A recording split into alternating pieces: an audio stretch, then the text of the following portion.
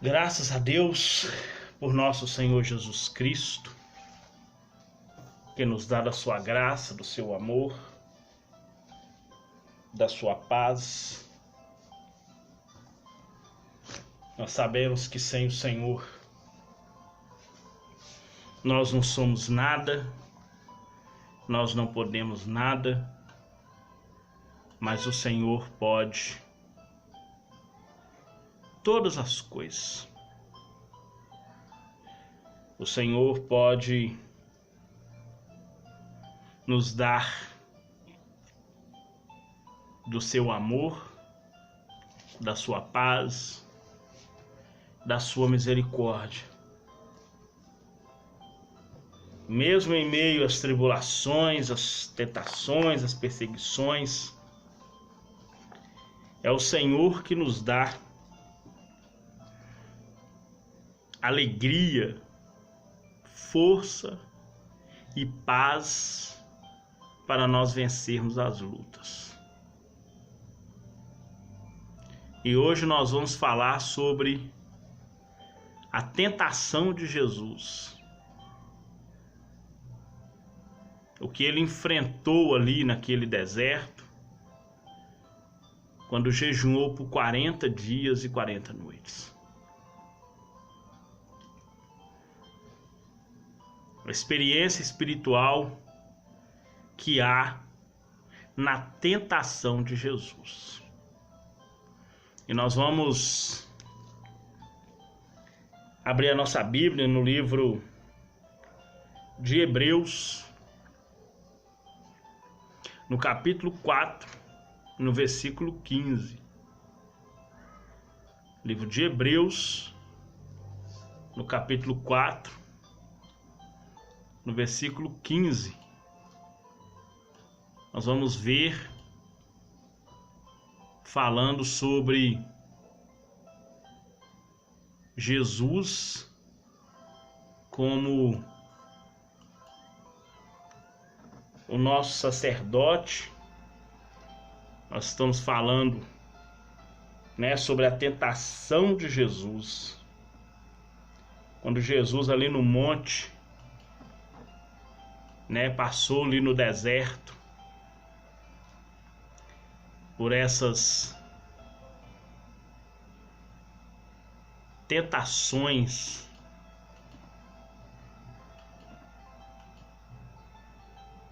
Quando ele foi tentado. Livro de Hebreus capítulo 4, versículo 15 diz: porque não temos um sumo sacerdote que não possa compadecer-se das nossas fraquezas, porém um que como nós em tudo foi tentado, mas sem pecado.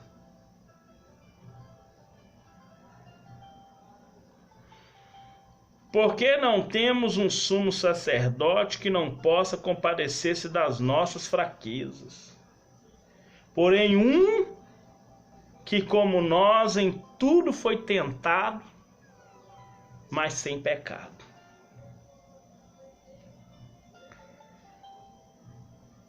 Depois de Cristo ter tomado sobre si nossos pecados e dado sua vida por nós como sacrifícios, ele entrou no céu, onde ora, ministra na presença de Deus a nosso favor.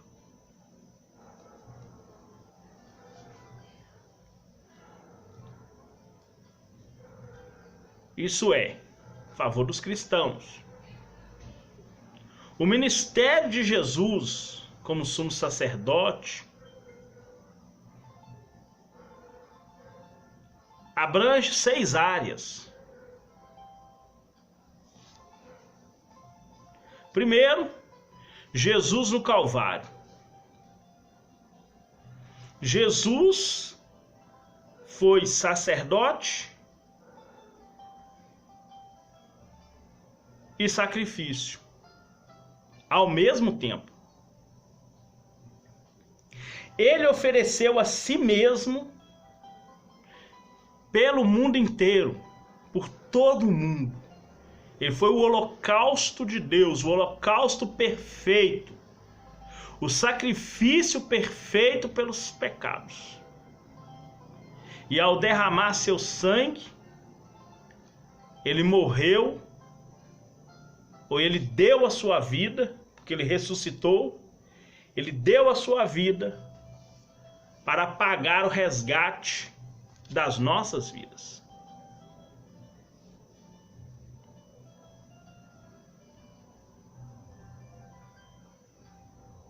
Jesus,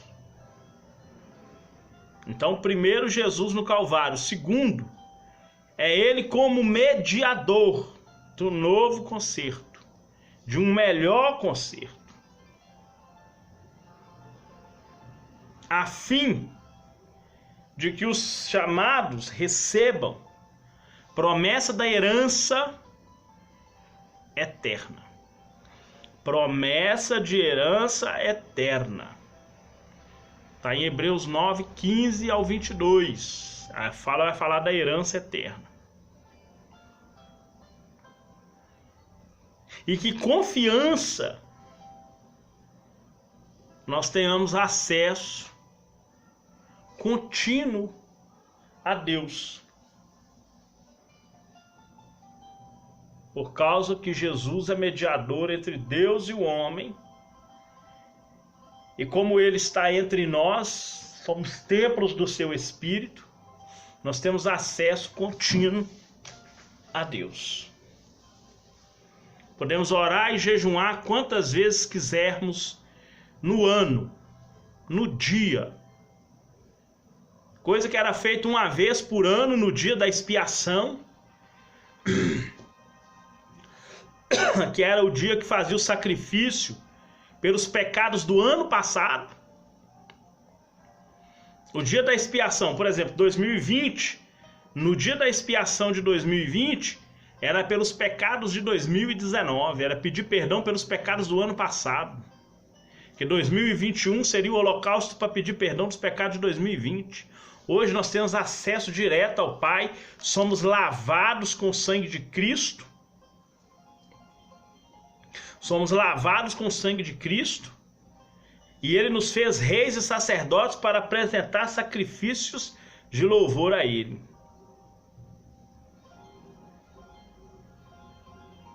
Três, Ele está no céu, na presença de Deus, a fim de outorgar a graça divina sobre nós, os que cremos.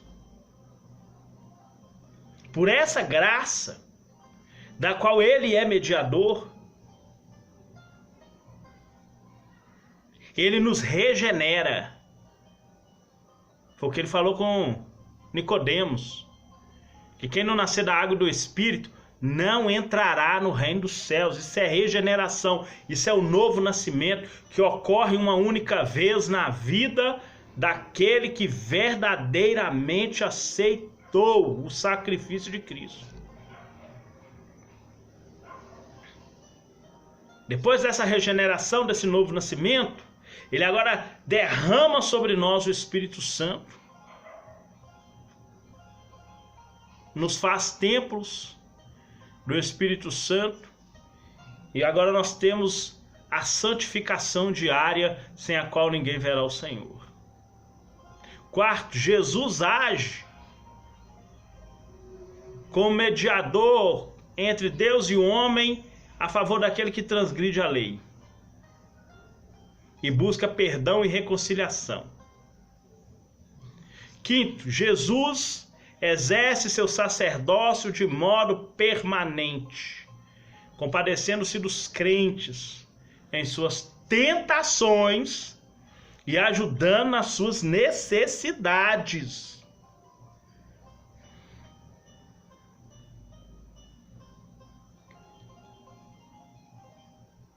6.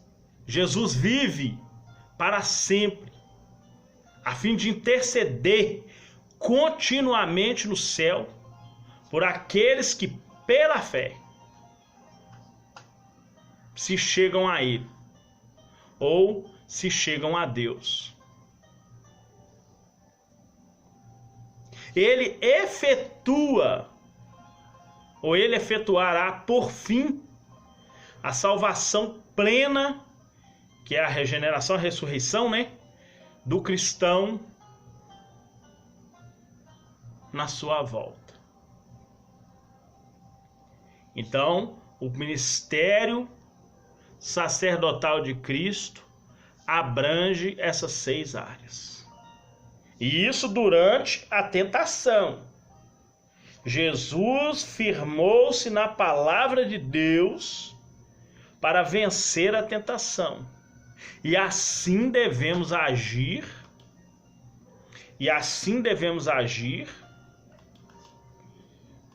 Para que nós também venhamos a vencer. Ele diz: tende bom ânimo, que eu venci o mundo. A tentação é uma realidade. Veja bem, a tentação é uma realidade. É uma realidade na vida dos que são, dos que querem não, dos que são cristãos.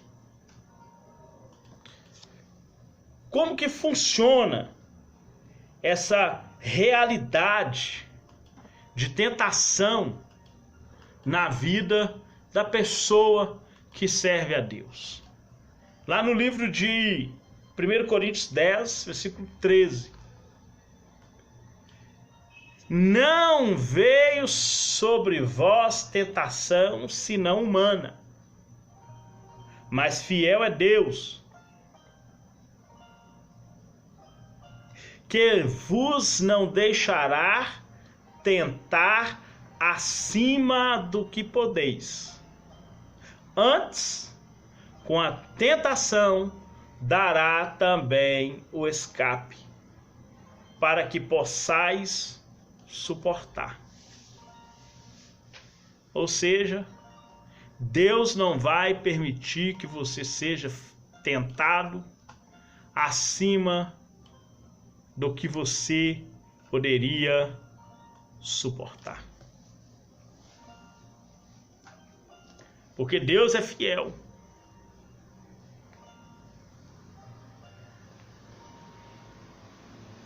O cristão, a pessoa não pode, o cristão professo. Veja bem, irmãos. A Bíblia fala no livro de Salmo 34, 19, que muitas são as aflições do justo. Esse justo está se referindo a Jesus, que ele é o único justo.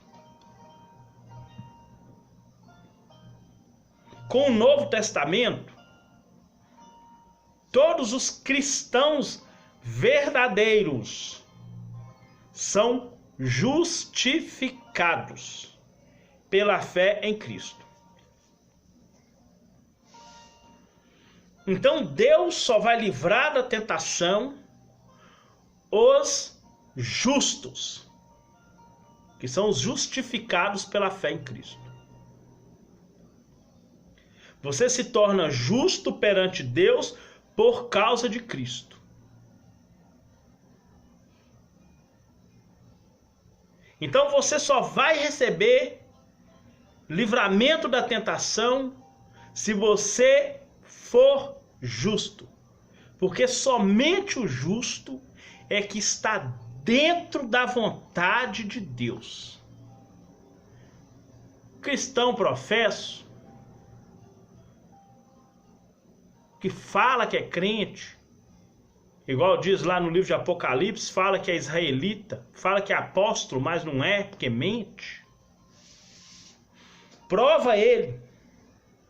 Põe ele para passar por provas, por tentação, para você ver se ele não abandona a fé. Por quê? Porque ele não é justo. Porque o justo, ele vive dentro da vontade de Deus. Só o justo vive dentro da vontade de Deus. Só o justo tem essa condição. Então, crente professo não pode justificar seu pecado dizendo que é humano, que pecou porque é humano. E que por causa disso ele é imperfeito. E que neste mundo, todos os crentes nascidos de novo pecam por palavras, pensamentos e ações. Ao mesmo tempo, Paulo assegura aos coríntios que nenhum crente precisa cair da graça e da misericórdia de Deus. Não precisa cair em pecado só porque é imperfeito. Você tem todas as condições. Primeiro que o Espírito Santo, ele outorga ao crente graça o suficiente para vencer todas as tentações e resistir ao pecado. Isso está lá em 1 Pedro, 2 Pedro 1,3. Que tudo que é necessário para nós vivermos uma vida de santidade e piedade, o Senhor já nos deu. Na oração sacerdotal ele fala, a graça que me foi dada eu dou a vocês. Se eu vivi sem pecado, vocês também podem viver. Por isso que a Bíblia fala assim, olha, irei-vos e não pequeis, para você não dar lugar ao pecado, ao diabo. O diabo vai te fazer ofertas, mas você deve resisti-las. Foi o que ele falou com Caim. Caim, o pecado está à porta, mas você tem que dominá-lo, porque eu te dei poder do livre-arbítrio. Eu te dei o domínio próprio. Você tem que dominá-lo.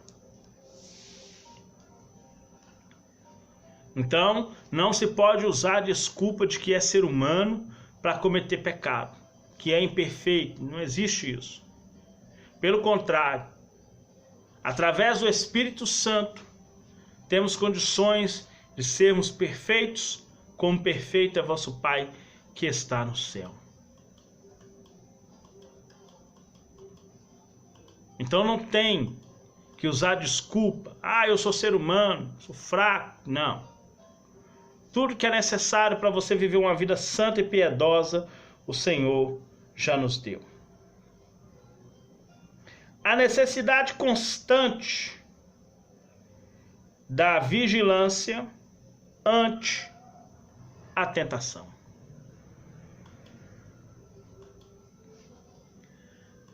Lá no livro de 1 Pedro 5,8. Vigiai e sede sóbrio, porque o diabo, vosso adversário, anda ao redor, procurando quem possa tragar.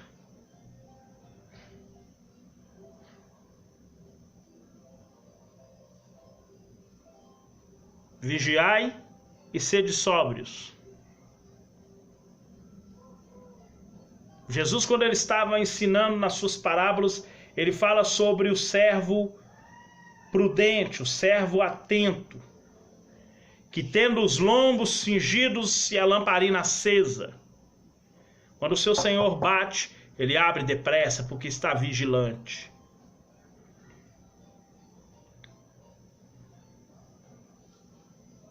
A necessidade constante de vigilância ante a tentação.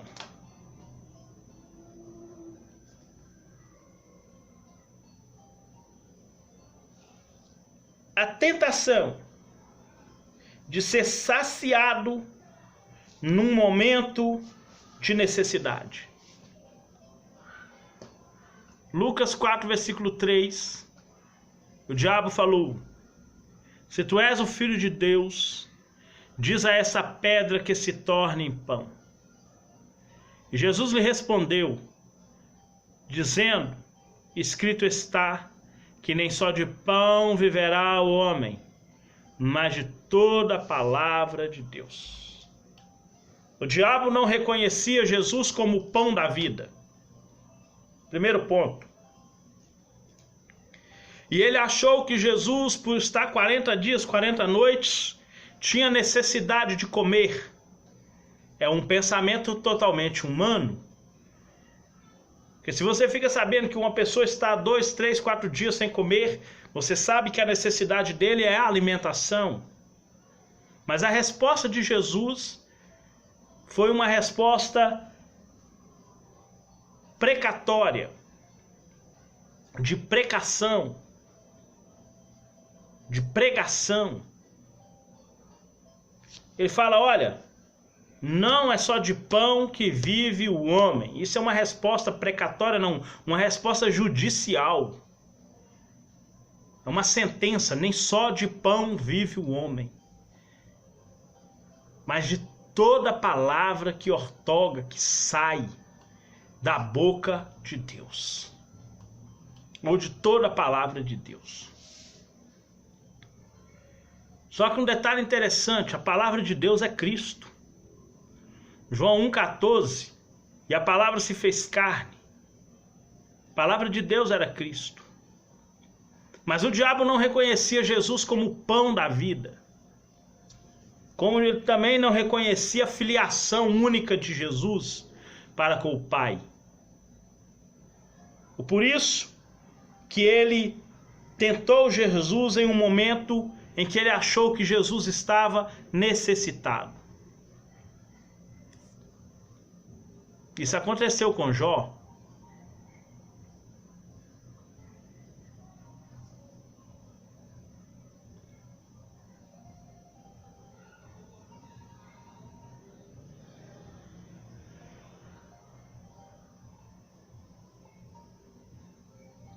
Isso aconteceu com Adão, com Eva.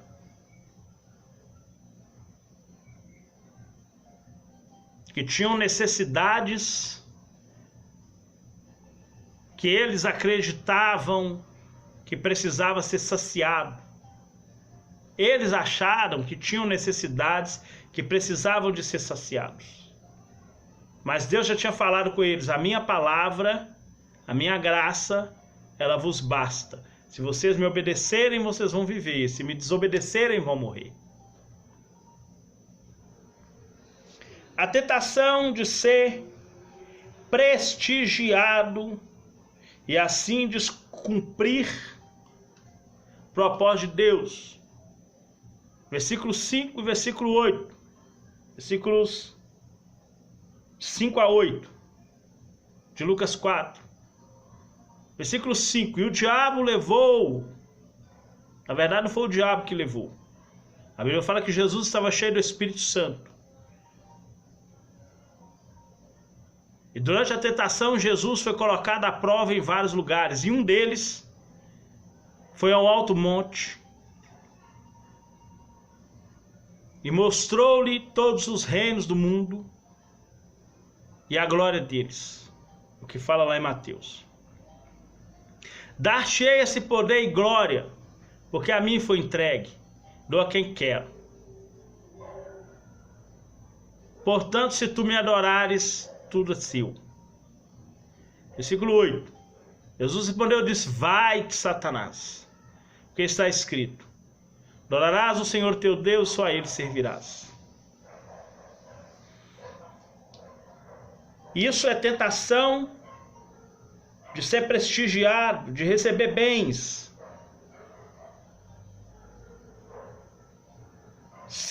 A tentação de ser notado quando Cristo ou quando Deus quer descrição. Versículo 9.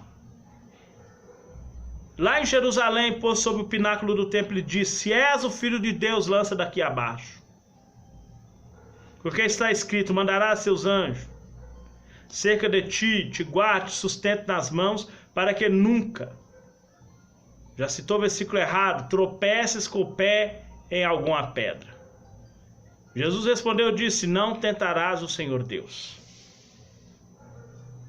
Ele queria que Jesus fosse notado naquele momento através dessa tentação. Mas Jesus firmou-se na palavra de Deus. E assim devemos agir para obter vitória ante a tentação. Lá no livro de Romanos 12, 21.